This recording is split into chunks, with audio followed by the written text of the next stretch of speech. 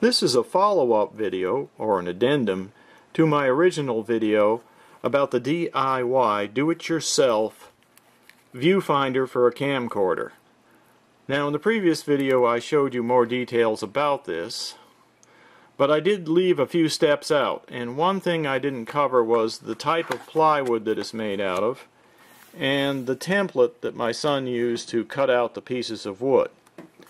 So let's start with the plywood. The plywood that he used is some craft plywood that comes from your local hobby store or from a craft store like Michael's. And best I can determine, this plywood is approximately 1 millimeter thick or 3/32 of an inch thick. Now the next thing I left out was the template. You know what, I think I'll just go ahead and put my viewfinder on while I'm doing this. Maybe that'll help. Alright, so the template is basically two pieces. One piece here and one piece here. But you need to create two of each piece and then just go ahead and glue it together into the box shape that forms the viewfinder. Now the dimensions on this, as you can see, are right on here, but I'll just read them off to you. So the first piece is 60 millimeters wide right here at the end and 103 millimeters long down to here, and that makes it 100 millimeters from here to here. You need two of those. You also need two of these.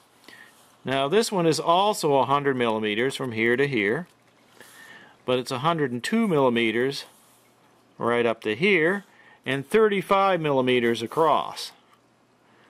So probably all you need to do is just take a piece of graph paper like I've got here and just draw it right on that graph paper and you got it. So after you get this done, you can go ahead and glue it together. And as I said in the previous video, my son went ahead and spray painted it black. Before he did that, he used some stickum paper to just go on the edges here to cover up where the plywood joined. And then he sprayed it. And he added on these little foam rubber pads to seal out the light. And he did that to both ends.